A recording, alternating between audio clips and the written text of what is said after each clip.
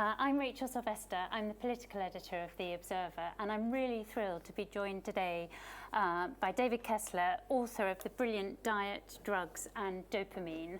And this just really couldn't be more timely as a book. So there's an obesity crisis on both sides of the Atlantic. 2/3 of people in the UK are overweight, adults, and 1/3 are obese. And that's got huge ramifications for the economy, as well as for health, as well as for the future socially of the country. But yet we've also got this new generation of drugs that are offering a miracle cure, or are they? So I think it's such a timely discussion, and I want to encourage everyone, if you do have questions, do join in. We want this to be a sort of conversation rather than a lecture, so do feel free to put up your hands, and we've got some roving mics and everything. David, I wanted to start by talking that one of the things that's so interesting about this book is there's lots of policy and lots of politics, which I do want to come on to, but it's also quite personal about your experience and your relationship with food. Just explain that a bit, and when did you first start to think maybe there was something problematic about the way you dealt with food? It's wonderful to be here, and thanks for doing this. I mean, I have gained and lost my, body weight multiple times. I mean, I have suits in every size, and I'd lose the weight and always gained it back, and I never understood why. I mean, it was just something. I lost the weight. I'm good. I can go on. I always gained it back. And there are thousands and thousands of books on diet and weight. But that fundamental question, right? What is it? They kept on, why did I just keep on cycling like this? And why was it? So, for hundreds of years, right, this was a question of willpower. What is it? When we think something's willpower, but there's something that is makes it so difficult. What could it be? And I think that the new, anti-obesity drugs, if they do anything well, they show that this is not a question of willpower.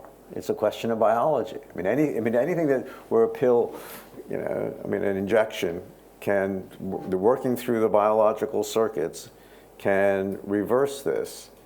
They show that biology really is at play. There are, I think ultimately, you have these, what I call, ultra-formulated foods. Most people call them highly processed, but you can make these in your kitchens if you want this. These ultra-formulated foods trigger the reward circuits of the brain. Those are, and I know there's some controversy about this, but those are the addictive circuits, right?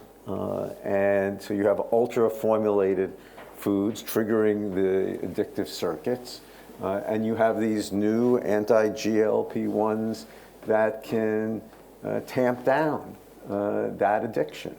There's something, when you think about it, there's probably, what's wrong with this picture? You have one industry making billions of dollars that make us sick. You have another industry that makes, equally the kind of profits reversing what that former industry does, right? At the root of that, you say, fix the problem, and that obviously is this, obesogenic food environment, but don't hold your breath.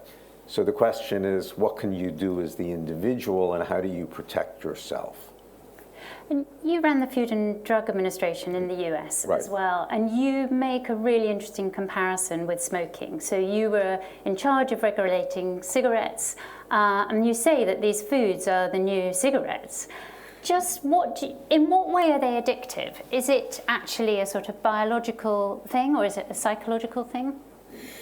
So where does that biology and where does that mind biology end, and where does that mind begin? We did the investigation back in the 90s into the tobacco industry. No one had really gone inside that industry. And the key laboratory test to decide whether something is addictive, is really a self-administration test, whether laboratory animals, this is what FDA or any of the drug enforcement agencies use to decide whether something's an addictive substance. It's really whether animals will work for the substance, whether they'll press the lever. And they, what we found was, Philip Morris at the time had done, and hid the research about that self-administration, but they were always using, sweetness or, sucrose as the sort of the control there. And I kept on asking, why are you using sweetness? And there was never a good answer. So both affect, those reward circuits. Both are self-administered.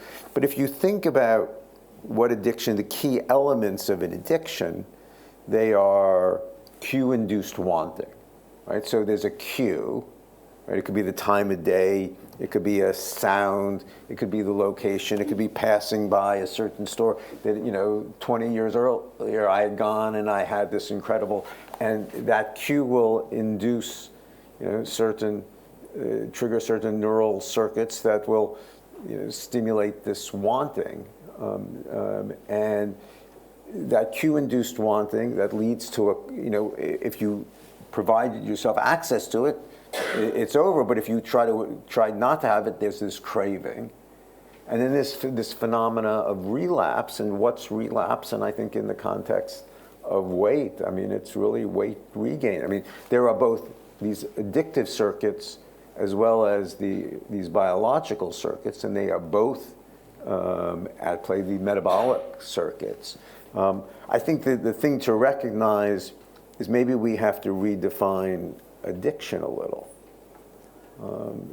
Addiction, we think is, if those people who are weak, the downtrodden, and when you realize it, these, they really are not maladaptive circuits. The circuits are doing their job.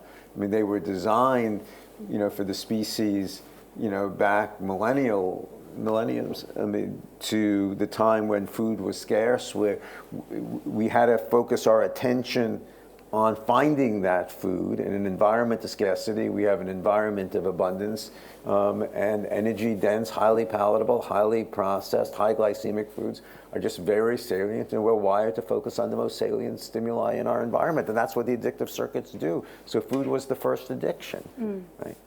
And how much do you think the food companies are deliberately exploiting that, deliberately trying to make these products addictive? So, I don't think anybody sits there and says, I want to make them addictive, or manipulates. But they do, it's, as they say, it's a secret well out in the open, that they design food for this bliss point, for this, this point of pleasure. So they know, what they're doing, and they say, well, that's what people want, so we're giving them what they want.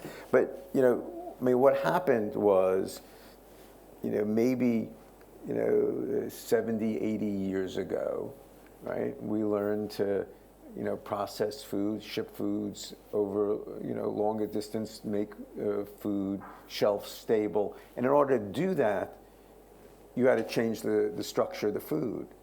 So, by altering the structure of food, you look at that, a blueberry, it's sort of that perfect, the release of the sweetness, the release of the glucose, the absorption, the pharmacokinetics, the way it gets into your bloodstream, relatively slow.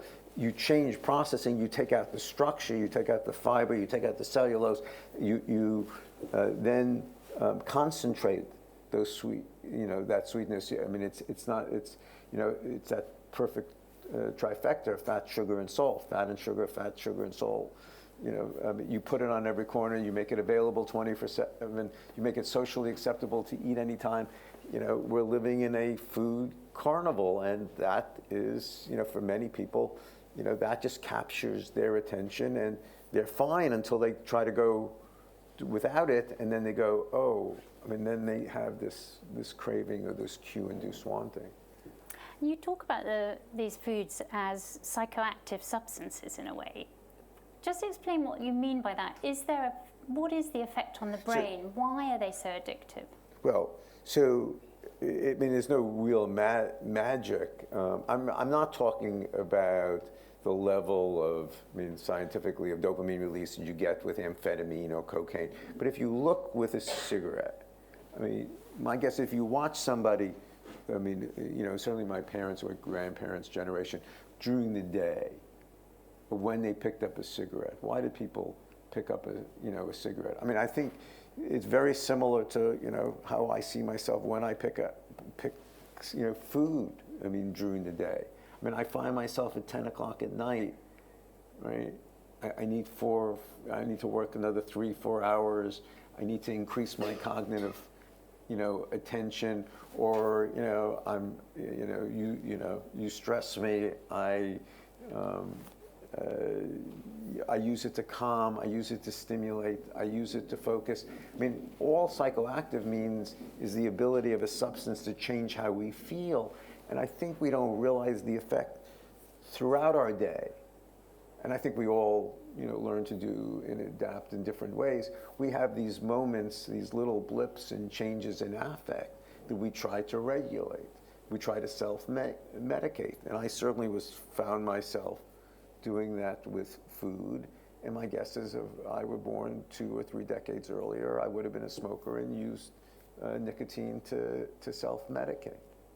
And how much is it to do with society, and how much is it to do with the way in which lifestyles have changed? More working women, people cooking less, and how much is it to do with what's on offer? So is it to do with the kind of food environment that we're growing up with now, or is it to do with the society that's developed? Well, so no doubt, if you moved me to Mars, you took me out of my environment, you could reduce those cues, right? You would have, what's accessible. No doubt that energy-dense, highly palatable, highly processed foods on every corner, right? Is what my brain is focused on, and that can change consuming that can change how I feel, and I use that, to self-medicate, change my environment, right? So I don't have those cues, and you're going to change my behavior. So this is my brain on that environment. Without that environment, my brain's not going to be triggered constantly. Why is it that there are much higher obesity rates in the most deprived areas? What's that connection about? And why does this matter so much in the broader social sense as well as about the health impacts? So, there's a number of different, answers. First of all, the fact is that, the highly engineered foods, the oils, the corn syrup solids, those are cheaper to produce than whole foods. So you have, there's a cost factor.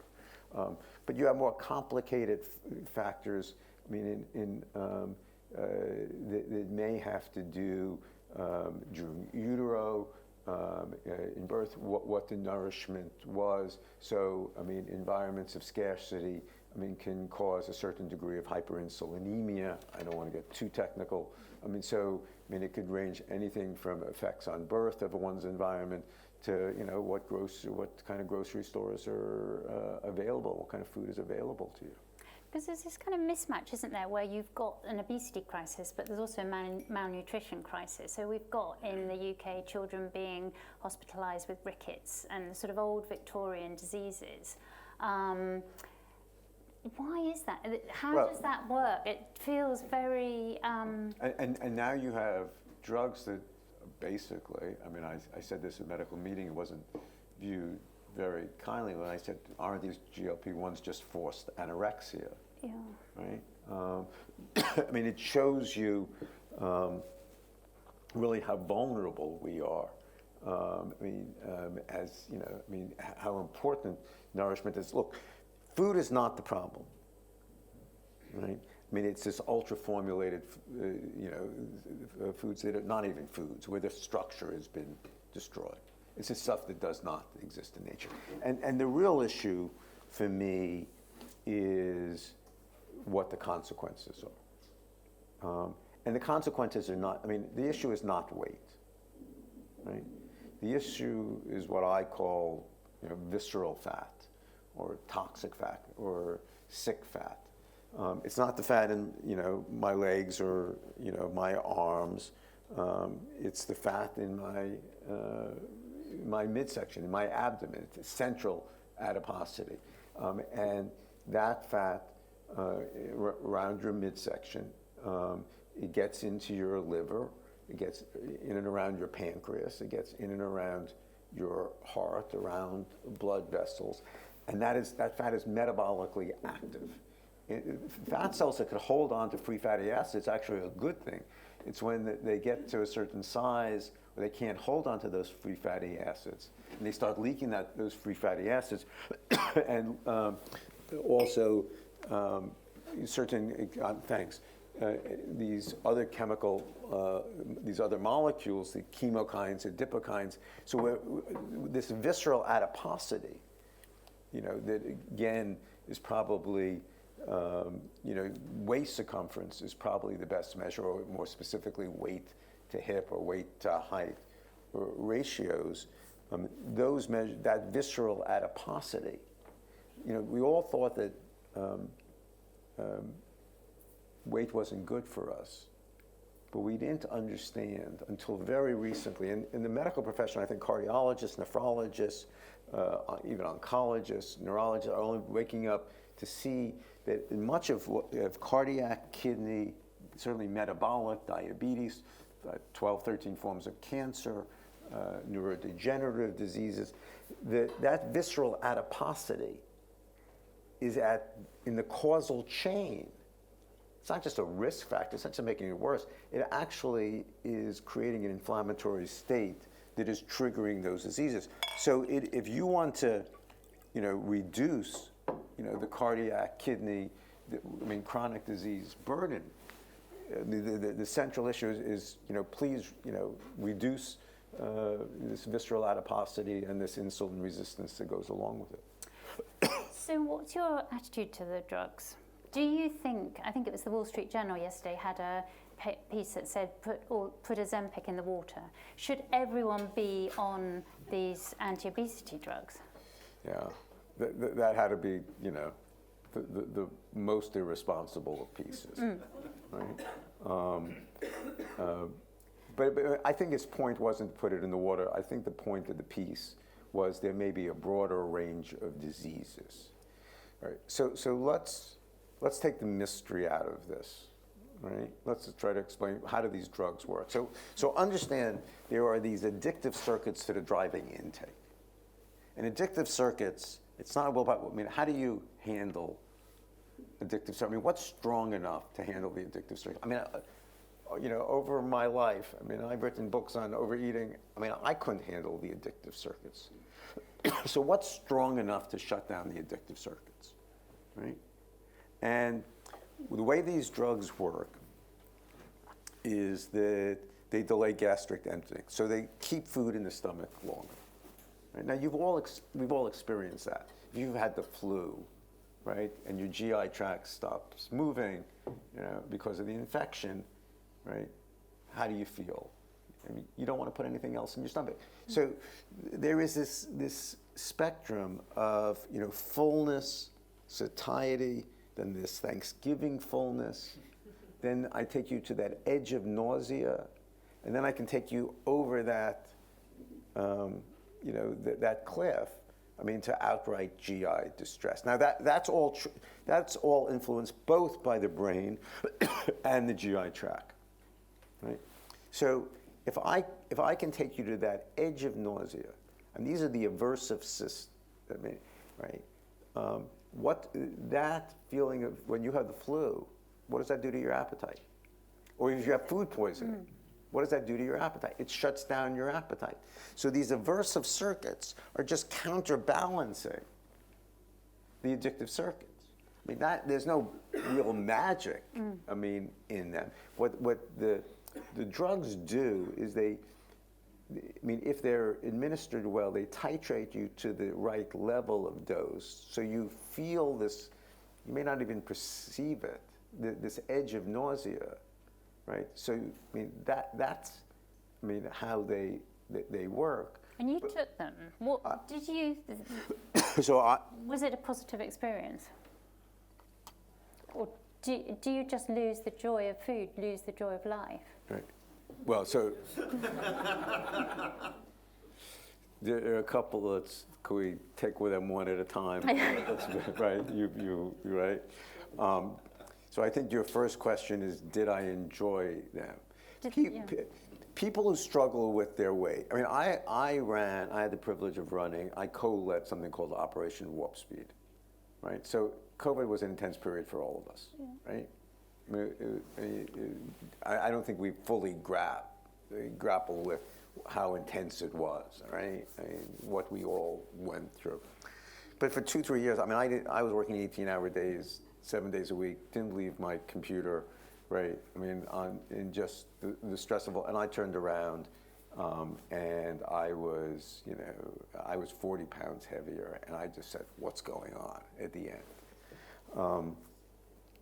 And I started losing, so I said, at the end, I said, all right, let me go lose weight the way I always lost weight, and try to do it through nutrition and sort of a low carbohydrate diet, and always worked in the past, and it didn't work. It was going pretty slow, and I ended up in an emergency room, had a kidney stone, had an elevated calcium level. They sent me to an endocrinologist. There was a spurious result, but the doc there said, hey, he was a clinical trialist, and said, do you want to try these drugs? And I was studying, the whole field, and I said, sure. In 24 hours, 48 hours, I had these chills. I don't know why. Maybe they affect the hindbrain. I mean, which is that aversive circuit that also regulates temperature regulation, and you get pushed to this. You have this GI distress. I mean, that's how they work. Now, everybody's different, and there are people who say, oh, I don't feel anything and I lose weight, and there are people, who can't take them and drop out. They certainly have changed the landscape, of obesity management. But if you can reduce, right? I don't want to get overly, but if you can reduce this visceral adiposity, if you can reduce the insulin resistance that goes along with that, and we can talk about what that is. If you can reduce that atherogenic, that abnormal blood lipid profiles, you can have a profound effect on health. Cardiac disease, these cancers, which grow in a much more when there's insulin dominant state. But is there a worry that we don't really yet know the long-term side effects, and also the cost of keeping people on these things for life, effectively? If you're the NHS, yes, obesity is going to cost £10 billion a year, shortly, but can we really afford as a country to put people on these drugs? I didn't answer the question whether it took the joy, I don't know which is harder, to take the joy out of life, or it was what the NHS question, right? So, look, imagine you've struggled all your life with weight, and it's affected your health, right? And it's really affected your health. You have osteoarthritis, you have knee surgery, you have hip surgery, right? You have abnormal lipid metabolism. You may have had a cardiac event. You have pre-diabetes or diabetes, and along comes something that can help you, right? And then we say, well, we're not going to make it available, right? So, it is not a panacea. It is not one and done. We don't know how to use it in the real world. The average length of time on these drugs in the States is 8 to 9 months. Okay.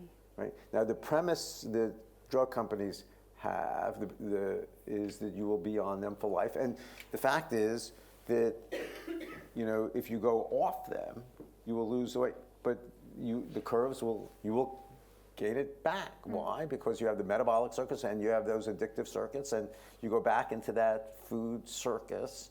What do you think's going to happen?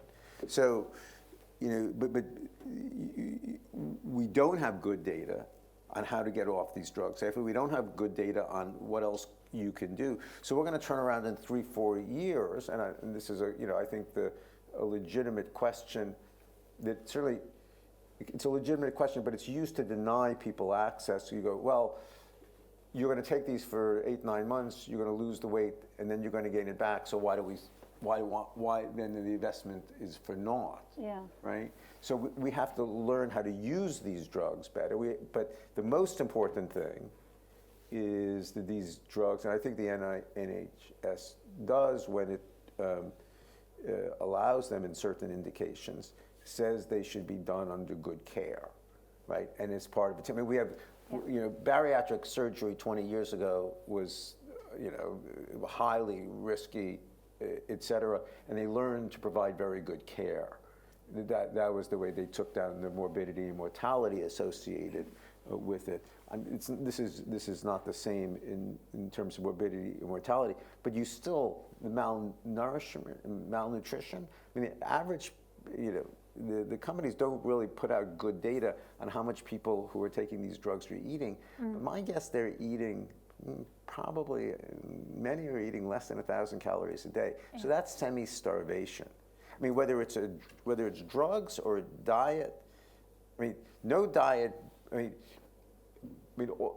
whether it's drugs, diet, or surgery, the only way you're going to get rid of that visceral adiposity is to reduce, to have an energy deficit. And obviously, and also we can talk about changing the composition, the macronutrient composition. I think the highly rapidly absorbable carbs add fuel to the fire. But these drugs work by getting you to take in less, right? But does it worry you that you're encouraging particularly young women to eat dangerously low levels? You talked about the sort of medicalized anorexia, and that actually, people are taking these drugs to get into their wedding dress or to lose weight for the beach.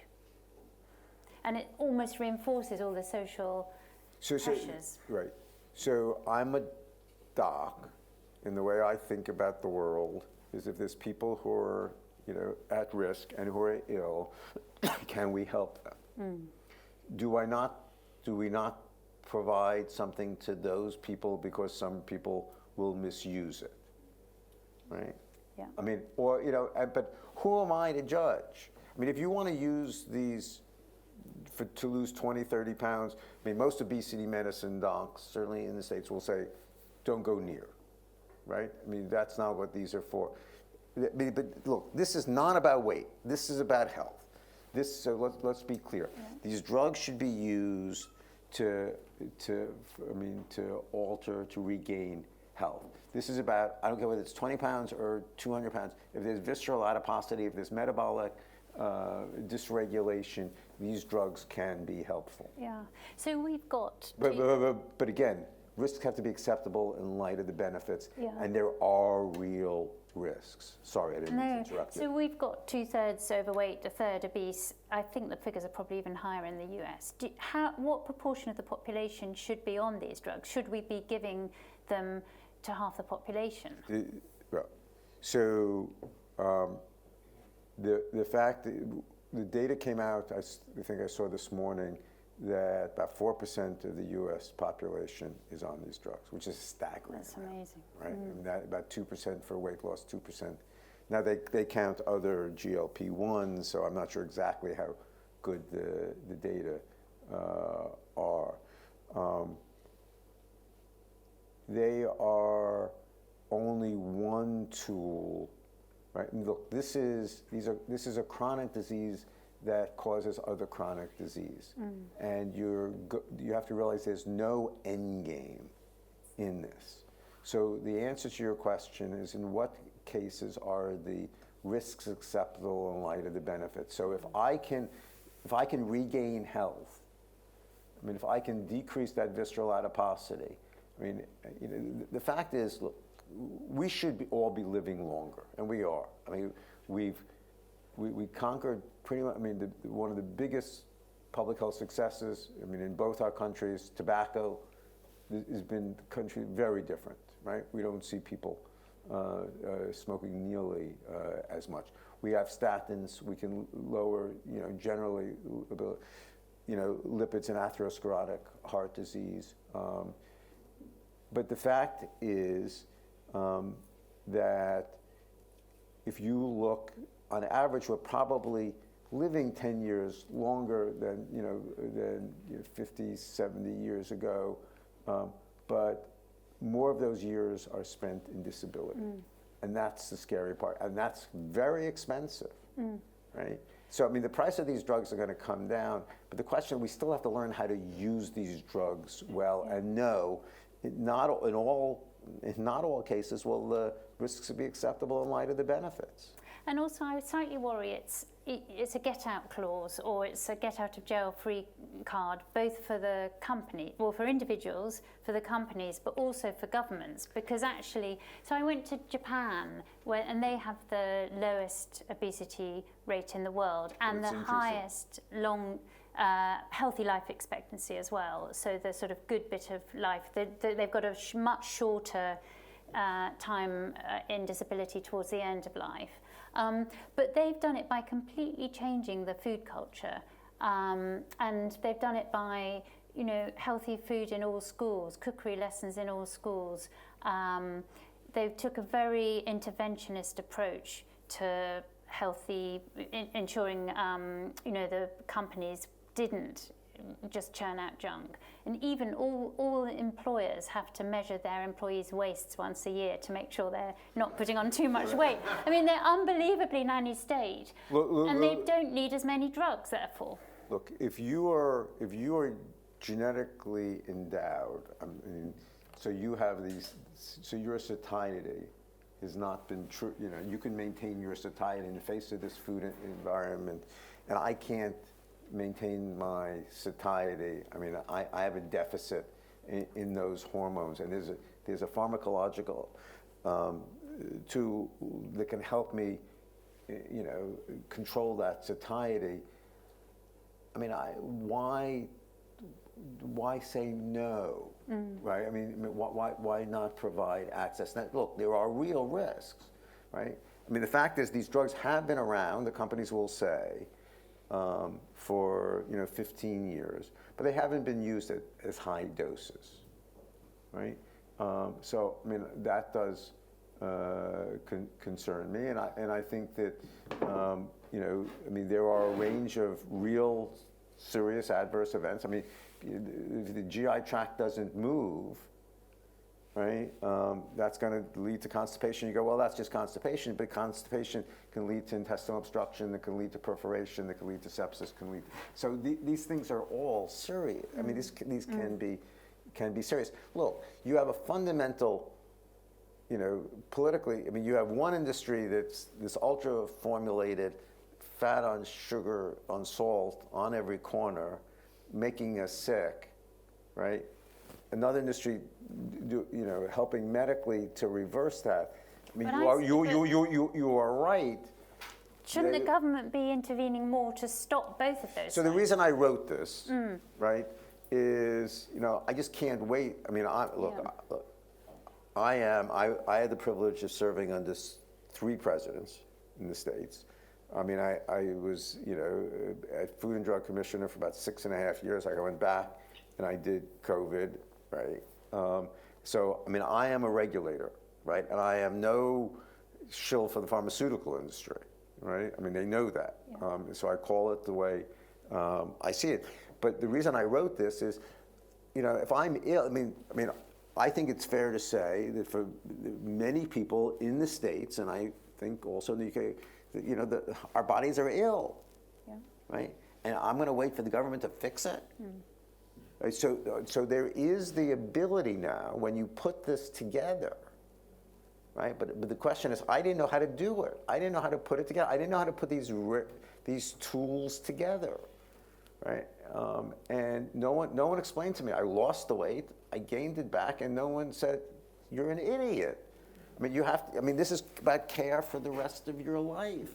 So do you think you need to also, as well as using the drugs, have a sort of wider social change? So would you back, for example, increased taxes on sugary or fatty food, or a ban on advertising of junk food?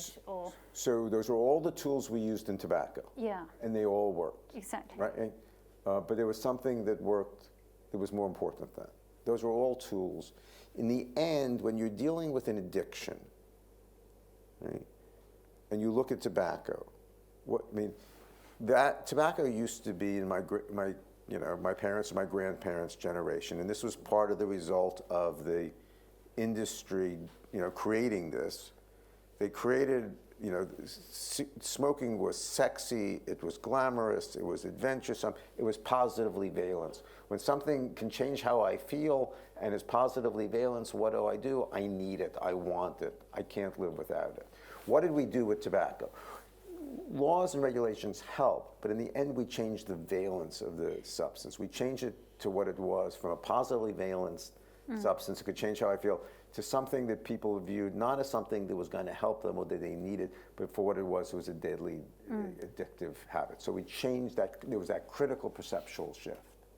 They did that in Chile, didn't they, with Frosties, so Frosted Flakes, that you're not allowed to have Tony the Tiger in Chile. Well, they have a black warning logo on the front and no cartoons. I went back, in one of the chapters of the book, I went back to, there's the great advertising expert Richard Pollet in British Columbia, and I said to him, I want you to, he says, I only know tobacco. I said, go back and look at food advertising and tell me what you see. And he started using terms like, well, that's just virtue signaling, right? You pick out the one positive of the thing, you don't talk about any of the negatives, and you hide all the negatives by talking the positive, and that, he saw that exactly, very similar.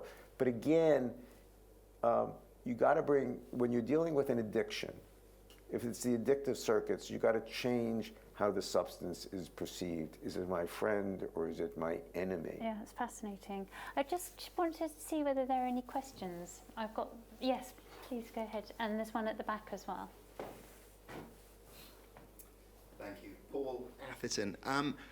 I think one of the interesting things is this dichotomy between British society and American society. And obviously you've got Chris Van Talken's quote at the top, and I've read Ultra-Processed People.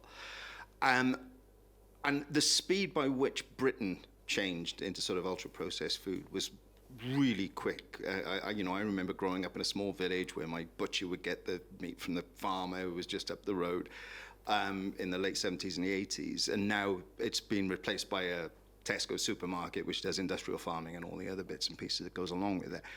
But what I'm interested in is did you explore the difference between the different cultures, or are you taking this predominantly from an American perspective? So I did a book back in about 2008, 2009, right? It was the first that started looking at processed foods, at these foods. And I come out of the tobacco world, and I started going dumpster diving, right? And to actually see what was in these foods. I mean, because that's where what were the ingredients. I think that in both experiences over those decades, I think that we tend to we may have gone first. But I'm not sure. I mean, there's certainly cultural differences, and we have to realize, right? I mean, the cultural differences play a lot. I mean, there are a lot of other societies that I've studied. If you look, I mean, you go to the northern province. I mean, in KwaZulu-Natal, in South Africa, you see there's considerable obesity, but that was the culture, the matriarch, the strength. I mean, they have their own, there's no McDonald's, there's no fast food there. I mean, they have their own form of it. It's called vat cake, which is just fried dough and, and sugar. I mean, you can make this stuff, and that's why I called it ultra formulated. I think maybe I'm wrong. I think the triggers to these biological circuits are probably pretty similar. I mean, across countries when it comes, what the cultural mores that hold us back or speed us up. But I think this is fat, sugar, and salt that's driving this. Yeah, interesting. And changing and taking this and changing the structure of food so that those things. I mean, the stuff that gets us into trouble is the stuff that we don't find in nature. Yeah. But also that countries have a choice. That's the thing that I took from Japan and Finland as well, where they completely changed the diet in North Karelia in Finland and had a completely transformative effect, that you can intervene. So it's not a... But you're changing how people perceive food. Yeah, no, exactly. Right? Yeah. I mean, if you change what you want, if you change how I want it, if it's no longer my friend, I'm not going to buy it, and then the industry will follow. Yeah. But you have to have that critical perceptual shift, right? I mean, they want our food. We have a long way to go to, when you're dealing with addictive circuits that we become hooked on, because it can affect how we feel. So you need other forces that are more powerful. There was another question back here. I'm curious about the GLP-1 and the dopamine. Do we know what happens to the dopamine when you are on drugs? Great question. We know that the circuits have been well mapped out through the area of postrema and the NTS in the hindbrain, right?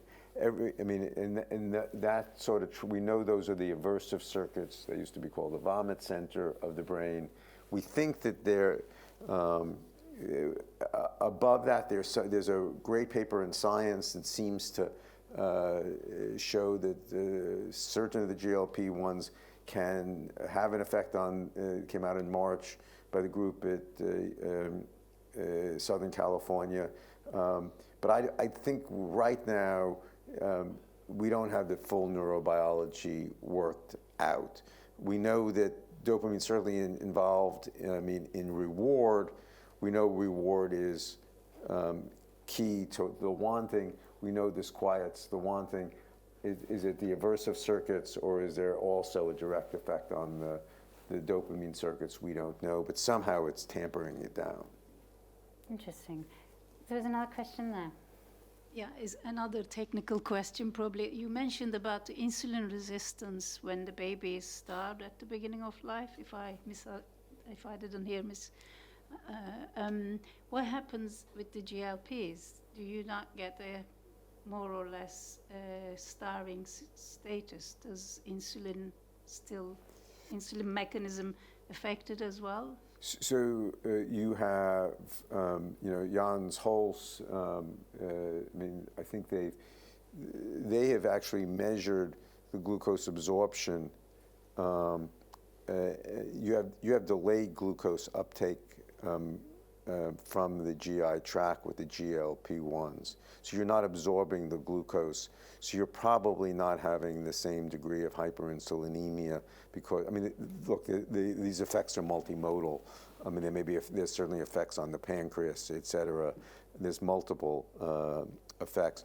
But understand, and I think this is what we need to treat. This ultra-formulated food, this excess calories, this rapidly absorbable carbohydrates, when you track that results in this visceral adiposity and this hyperinsulinemia. And what science has not been able to sort out is which comes first, the visceral adiposity or the hyperinsulinemia. But once you get caught into that vicious cycle, right? So you have excess this addiction causes me to take in excess calories, and this environment, these excess calories are in this form of highly processed, highly palatable, energy-dense foods. And that just messes up my metabolism, because the stuff that I'm taking excess calories is triggering this hyperinsulinemia and this vicious cycle. So I have the stuff that's going on in my brain that's getting me to eat more, that's causing this inflammatory soup, this visceral adiposity in my body. And that's why, I mean, the costs are just devastating from a healthcare perspective. Are there any other questions? Oh, yes. If you were... Just a minute, wait for the microphone so that... This is just a hypothetical question, but, and given the state of your country, were the president to ask you to be head of the FDA again, what would the 3 things you would do? Yeah. Which president would ask me? Well, I can assure you it will not be. whoever is in charge of running your country, I'm not sure. Yeah, I'm not sure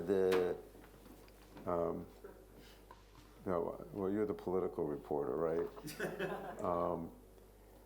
I think there's an enormous opportunity to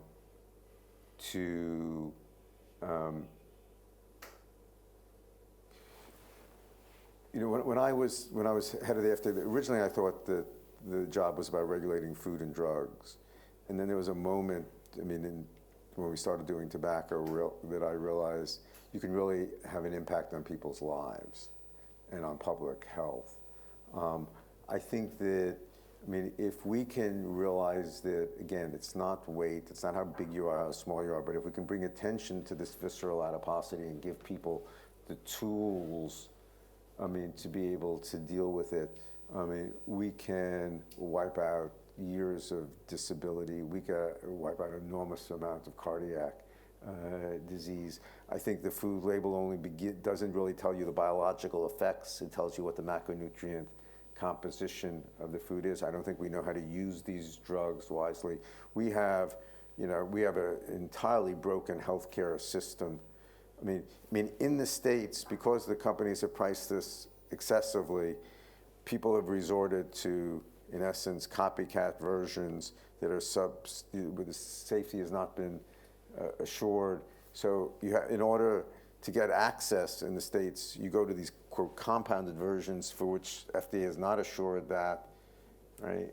And now the companies are lowering their prices because they want to deal with the sort of copycat version. I mean, it's no way to run you know, a healthcare system. So you'd want quality drug access, quality nutrition, good information, people knowing. But again, I don't think this is about regulation. I think this is about that critical perceptual shift when you're dealing with an addictive. You got to change. If Japan doesn't want to eat I mean, it's not that they, you know, they want to eat differently. Well, that's interesting. They've created that culture because they banned quite a lot of the junk food after the war, because the Americans tried to bring it in. The history of it's really fascinating. They took a deliberate decision over decades to stick to that. But now if you try to introduce it, I mean, is it something that people want, or how do they view it? Right? Now it's sort of frowned upon, you know, that because you have that, I mean, and that there's is a much, social expectation, as you say. and I think that is more powerful in the end than any laws or regulations. But your things, you know, taxes, labels, I mean, those are tools to change that perception when you're dealing with an addictive substance. I was really interested as well, how worried are you about Robert F. Kennedy Jr. at the FDA and that sort of blending of, or not even blending, the blurring of the line between fact and fiction and conspiracy? How damaging is that going to be, do you think? I think everyone is enormously concerned about that. I think we have to recognize that he has struck a populist chord, right? That people care about chronic disease, and that chronic disease people want to address. I think they want to, the focus on food I mean, I think is right. Do I think they know how to go about doing it? No, I don't think they know how to go about doing it. And I think that in the end, the focus on the destruction of the public health infrastructure, the destruction of biomedical research, the anti-vaccine is just so concerning that, I mean, any good that gets outweighed by these other things, unfortunately. And I mean, having been through the COVID experience from the White House, how do you think, as societies, we keep, the truth at the centre of those kind of public health debates and combat the conspiracy theories? What would you learn from the pandemic? I had, I had one job,